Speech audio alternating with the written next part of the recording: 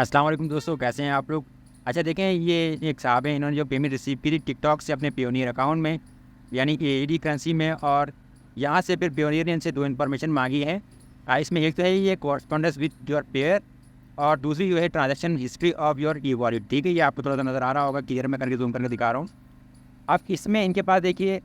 میں جو پہلا آپشن ہے کورسپونڈنس وتھ یور پیئر، اس کا مطلب یہ ہوتا ہے کہ پیونیئر آپ سے یہ ڈیٹیلس مانگ رہا ہے کہ آپ نے اپنے کلائنٹ سے جسے پیمنٹ ریسیو کی ہے، جو آپ کی اس سے چیٹ ہوئی ہے، جو بھی اس سے بات چیت ہوئی ہے، اس کے بارے میں ہمیں ڈیٹیلز وغیرہ پرووائڈ کریں۔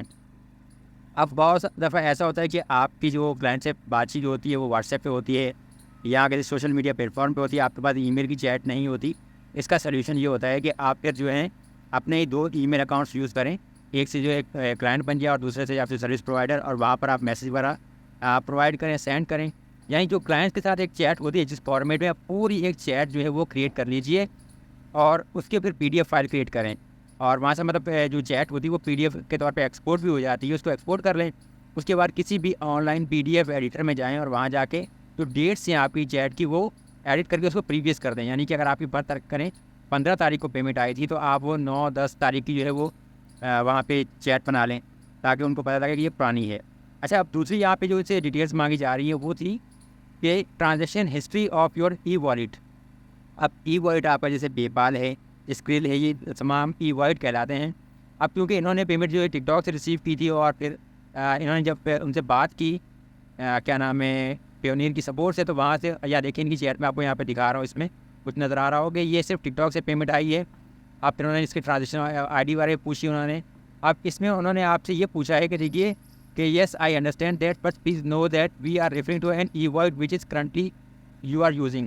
تو مطلب یہ ہے کہ وہ یہ بول رہے ہیں کہ بے شک آپ کی پیمنٹ ٹک ٹاک سے ہی آئی ہے، لیکن ہمیں اسکرین شاٹ چاہیے کہ جو ای والیٹ اس ٹائم کرنٹلی آپ یوز کر رہے ہیں، یعنی اگر آپ پے پال یوز کر رہے ہیں یا اسکرل یوز کر رہے ہیں تو اس کی جو ٹرانزیکشن ہسٹری ہے اس کا آپ اسکرین شاٹ جو ہے یہاں پر پرووائڈ کر سکتے ہیں۔ یہ دیکھیں، یس اور your payment history from tick talk can be accepted as well. تو یہاں پر یہ بھی کہا ہے پیونیئر کی سپورٹ نے کہ جی اگر آپ جو ہیں ٹک ٹاک کی سپورٹ سے ٹک ٹاک کی جو پیمنٹ ہے آپ کی، اس کی جو ہسٹری کا اسکرین شاٹ دیں تو وہ بھی ایکسیپٹ ہو جائے گا۔ تو اگر آپ کے پاس بھی اس قسم کے کوئی ایشوز آ رہے ہیں، تو اگر آپ کے پاس ڈائریکٹ سولوشن نہ بھی ہو تو بہتر یہ ہوتا ہے کہ آپ پیونیئر کی سپورٹ سے ڈائریکٹ بات کریں، وہ اس سلسلے میں آپ کو گائیڈ کر دیتے ہیں۔ تو لیکن میں نے دونوں سولوشن آپ کو بتا دیے ہیں، کورسپونڈنس والا بھی اور دوسرا یہاں پہ کہ